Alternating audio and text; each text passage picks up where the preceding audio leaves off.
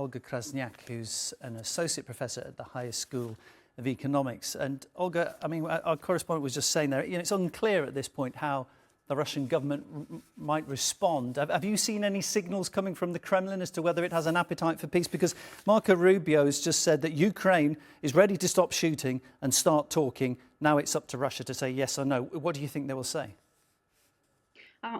Indeed, we're looking very carefully what is happening now between the American side and Ukrainian side.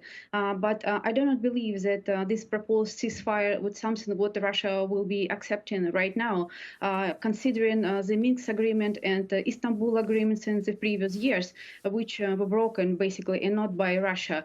And in this case, the ceasefire, it is not an option, definitely will be considered, because we would consider this is it maybe just to take more time, to gain more time for Ukraine and for European countries, maybe to get more weapons, maybe just to regroup, maybe to prepare for further fighting. And in this case, I do not see that ceasefire will be something that Russia will be accepting, considering that Russia military forces, they are advancing a lot, and definitely on the battlefield, we're definitely winning.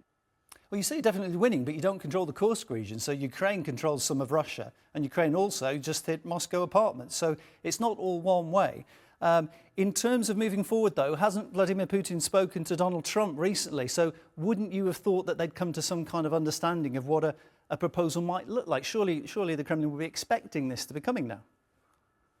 Between the state leaders, the diplomacy of between the state leaders, and maybe it is something what some results will come out of it. But at the same time, we understand the situation is more complex. The structure of international relations in which Russia plays an important role, it's much more. It's way bigger than just only personal relations between Trump and Putin. And considering this point, like a personal relations between state leaders, it can be taken as a positive moment, but at the same time, on a substantial level, we would be expecting maybe like more substantial results, given Russian position in the region and in the world.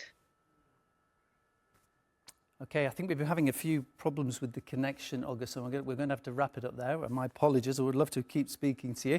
My guest is Olga Krasniak, who's an associate professor at the Higher School of Economics in Moscow.